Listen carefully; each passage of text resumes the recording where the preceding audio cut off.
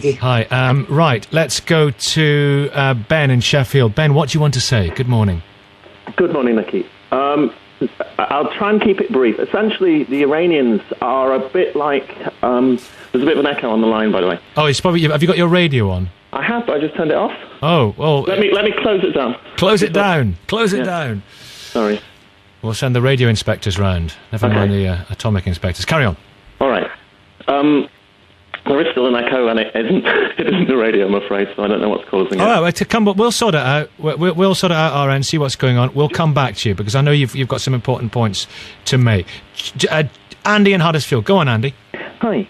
I am a bit amazed at what Douglas Murray's been saying, because it's a complete denial of any sort of categorical imperative towards the sort of nuclear situation in the Middle East.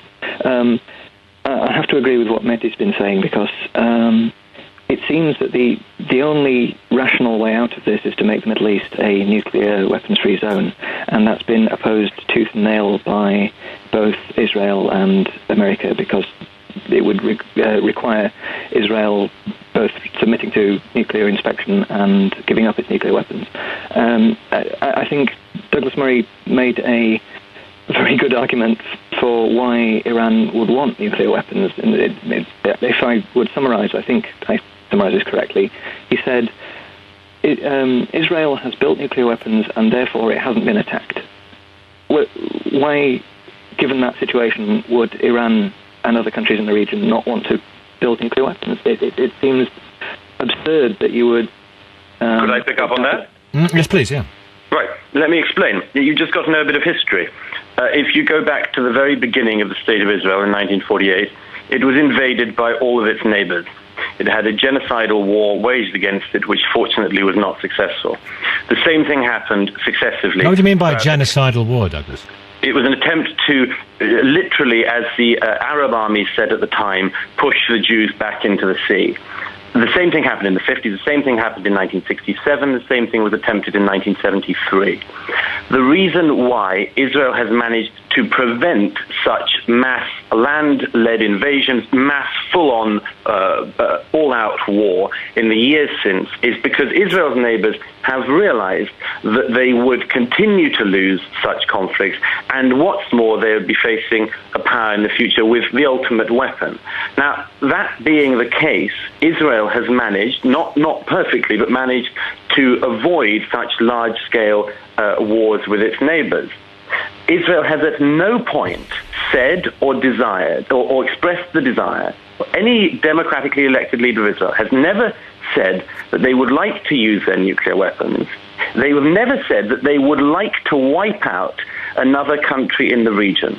They have never said that sufferings suffered by their neighbors historically did not happen, but they would like them to happen in the future. Okay. There is good reason for Israel, in particular, I would suggest, in the region, to feel, as it were, a degree of paranoia. We'll come to Afshin in a second. You make that point strongly. Robert in Humberside, you disagree? Oh, I certainly do. I think that we always listen to Douglas, and Douglas always has his thoughts, and one has to understand them if you don't respect them. And I, too, am having problems with a bad line, Nicky, too. Oh, dear, we're having terrible problems. No, I can hear you, but after that, I don't hear a thing. All right, well, make your point quickly. Well, how can you make a point if you can't... Well, my basic thing is, Iran, I see they're not a problem at all. They are not the aggressors. The aggressors, as far as I'm concerned, are the Western world. And I believe this business with Israel, they did not say that they wanted to wipe the Jews away. They were saying about the Zionists. The Zionists and the Jews are totally two different elements. Oh, you're joking. I'm not joking at all, Derek Murray. I'm not talking Douglas, at all. And in fact, they didn't... I think you have to... look at history about things beforehand. Okay, let's go to Afshin. Listen, you made that point. Despite the technical difficulties, despite the technical difficulties, you made that point very well, and we're going to pick up on it. Afshin Ratansi, this business about wiping Israel off the map. Some people say it was a idiomatic, mistranslation. What did he mean, and have others in the regime who have said similar things. What do they mean? On that particular case, I think one shouldn't be judging individuals, as has been said before. It is issues. And I should also say that, given our earlier discussion, I'm not a representative of Press TV. I'm independent of it. I make a show which is broadcast on it, doublestandardstv.com. It isn't broadcast here because there isn't proper freedom of the press or freedom of television anymore in Britain. The Israel case, what really frightens me at the moment is the prospect of not only a third intifada, but also the fact that President Obama, who sent General Dempsey, the U.S. Joint Chiefs of Staff head, and I think just last night we had Tom Donilon, the NSA advisor, national security advisor, desperately, presumably, trying to stop this rogue nuclear, almost proxy militia of the United States, the Zionist government there, preventing them, begging them not to make an attack. I mean, on a humorous note, I'm not sure it is humorous, Madonna is playing there, and they said, Israeli fans of her said, please bomb Iran after the gig. That is the kind of level of rogue stateness we have in Israel at the moment, and it's about time that Britain stops supporting the Arab dictators, Bahrain, Saudi Arabia, all these countries, and stop supporting this rogue nuclear state in the region. Could I just pick up on that, Nicky? I mean, it requires somebody to have no sense of irony to present a program called Double Standard on Iranian national paid television, but let me just give an example of what a double standard would be. It would be pretending that the heads of a country, say Iran, didn't say the things they did, and that such things, even when they were said, were not emblematic, symptomatic, or in any way interesting. But taking some Madonna fans in Tel Aviv as symptomatic spokespeople for an entire democratic country, Israel. How can you explain a double standard like that? I really wasn't. I'm not only referring to them. Of course, we know Israel's terrorism for its killing in Dubai of people on fake British passports, the assassinations in Iran recently, and of course the bombing of Lebanon in 2006. And I heard you say earlier Hezbollah and Hamas. Hamas were elected in Gaza. Okay, wait, Afshin. From Israel's onslaught. Afshin, has Iran been responsible for any terrorism? No. Iran has supported liberation movements fighting against this rogue nuclear state in the Middle East. There you go. There you have everything you need. The spokesperson of the paid I'm not a propaganda spokesperson. I'm just saying what government. Millions of people in the region believe. Not even just the region. Okay, wait. Okay, Douglas. Let's see Douglas's thoughts, and then I think we can go to Ben. Go on, Douglas. Right. Ofcom last month decided Press TV rightly can't broadcast in this country. It's not because of freedom of the press. It's because the channel which you work for, among other things, ran interviews of a forced confession put under pressure in prison of a journalist in Iran. Mazia Bahari. Sort of propaganda you're involved in. So don't come on here and start passing Tel Aviv Madonna fans' comments as serious analysis. As for your comment, your risible comment, if anyone here didn't know who pays the piper here, as for your risible comment that Iran has never been involved in terrorism, what do you call Hezbollah and what it's doing in the Lebanon? What do you call Hamas and what it is doing to the Palestinian peoples? What Hamas are doing to Fatah officials when Fatah officials were killed by the Hamas, funded by the same people who fund Press TV, the Iranian government. And now you try to pretend that the Iranian government, which has carried out terrorist attacks as far afield as South America in the 1990s, has never been involved in terrorism. You've got to be having a laugh. It's a shame I can't see you because you can't possibly have a straight face at the moment. Henry Scoop Jackson would feel frightened at the moment because the whole of Latin America, the vast array of the non-aligned movement, they all support Iran along with China and Russia. Well, Jack Straw, the former Foreign Secretary, made the point on this programme earlier on in a very, I thought, generally balanced view that China and Russia are getting pretty twitchy about Iran at the moment, according to Jack Straw. Ben's back. Ben in Sheffield. Hi, Nicky. Have we sorted you out? Carry on. I think we can hear each other now. The only thing I would say is Are you about to go to the news? Because I might take a couple of minutes. Well, as quick, we are running slightly late, but if you can be as brief as you can, but keep it content rich. Go on. I will indeed. Absolutely. What we're talking about here is a translation and communication problem, and people who don't culturally get each other. So everybody's shouting at each other on this phone-in because they don't understand each other's value. I know this because I've been involved in Iran for nearly 40 years. I've also worked in the translation industry, and I'm in the communication industry. So I know about poor communication, and that's what's going on here. Do you want me to expand on that? Well, that was beautifully said. But if you've got anything more, I'll give you another.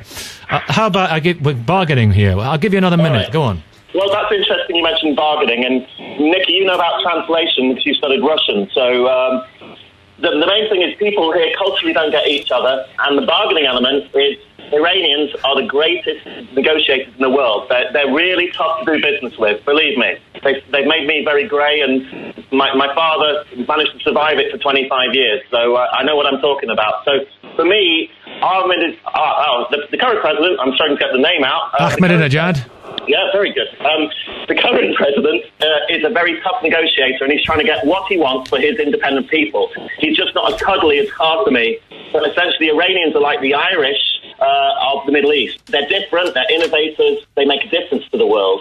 And not everybody gets them. But just because you don't get different people, just because you don't get mavericks, doesn't mean that they haven't got value in the world. Listen, you said that beautifully. And Afshin Rattansi, you talk about freedom of the press and so forth. Would we be able to have this phone in Tehran? Yes.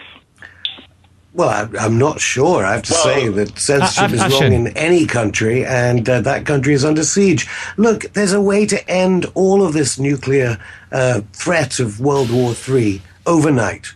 And Mehdi alluded to it. It is face-to-face negotiations with the President of the United States, the President of Iran. Sanctions should be stopped immediately, and people should start talking. And your last caller alluded to that.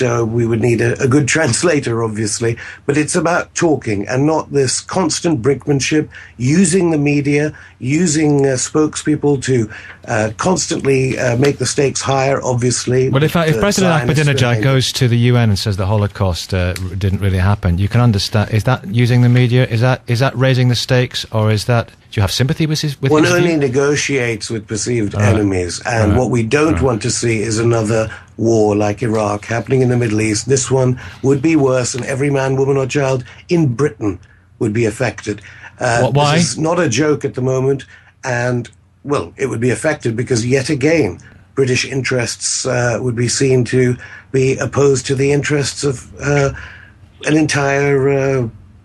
it's not even a nation, really, is it? It is like certain superpowers are at war with the entire developing world. Okay. And talking will be the way out of this, not this ridiculous idea of isolating each other one from another. Afshin That is not Rattansi, going to work. thank you. Thank you, Douglas. It's at 9:35. Sorry we're late. A few technicals on the way through, but good contributions from our listeners on both sides of the debate and in the middle. Ben in Sheffield, Robert in Humberside, Kadir, and all others who've thus far come on the radio. Here's Simon with the weather. Yeah, there might be a lot of cloud and outbreaks of rain for western areas of the UK today, Nicky, but actually it's very mild out there. It's 5 Live Breakfast. Your call. How much of a threat to the world is Iran and to the region? Ali's in London, Jonathan's in Manchester, Neil's in Great Yarmouth, Kazim is in Bolton. Hello, Kazim. Hello, Neil. Hello. Hello, Jonathan. Hello, Ali. Neil, you go first. Hello, Neil. Good morning. Good morning, Nicky. How are you? Very well. Basically, I'd like to say, yes, Iran. I don't say Iran is a danger, but Mahmoud, after dinner speech, as I like to refer to him, is a grave danger. We look upon him as a figure of ridicule and a figure of fun. Nevertheless, he's very dangerous. He's unhinged. He's unbalanced. He doesn't live in the real world. In this country, we prosecute people for inciting racial hatred. I mean, it's comparable, Iran having nuclear weapons, as giving tanks and machine guns to the patients at Broadmoor and saying, knock yourself out for the day. It is absolutely really frightening. And what I find more abhorrent than anything is, even listening to some of your mediocre comments from the previous people, what is it about the Jewish people? Just because they have a certain part of their anatomy missing and believe in a different God, why is everybody always on their backs? They have the right to exist. Require Israel both submitting to nuclear inspection and giving up its nuclear weapons. I think Douglas Murray made a very good argument for why Iran would want nuclear weapons. And if I would summarize, I think I summarize this correctly. He said, Israel has built nuclear weapons and therefore it hasn't been attacked. Why, given that situation, would Iran and other countries in the region not want to build nuclear weapons? It seems absurd that you would... Could I pick up on that? Yes, please, yeah. Right, let me explain. You just got to know a bit of history. If you go back to the very beginning of the State of Israel in 1948, it was invaded by all of its neighbors. It had a genocidal war waged against it, which fortunately was not... a complete denial of any sort of categorical imperative towards the sort of nuclear situation in the Middle East. I have to agree with what Mehdi's been saying, because it seems that the only rational way out of this is to make the Middle East a nuclear weapons-free zone, and that's been opposed tooth and nail by both Israel and America, because it would... atomic inspectors. Carry on. All right. There is still an echo, and it isn't the radio, I'm afraid, so I don't know what's causing it. All right, we'll sort it out. We'll sort it out our end, see what's going on. We'll come back to you, because I know you've got some important points to make. Andy in Huddersfield. Go on, Andy. Hi. I am a bit amazed at what Douglas Murray's been saying, because... Hi. Right, let's go to Ben in Sheffield. Ben, what do you want to say? Good morning. Good morning, Nicky. I'll try and keep it brief. Essentially, the Iranians are a bit like... there's a bit of an echo on the line, by the way. Oh, it's probably... Have you got your radio on? I have, but I just turned it off. Oh, well... Let me close it down. Close it down. Close it down. Sorry. We'll send the radio inspectors round. Never mind the...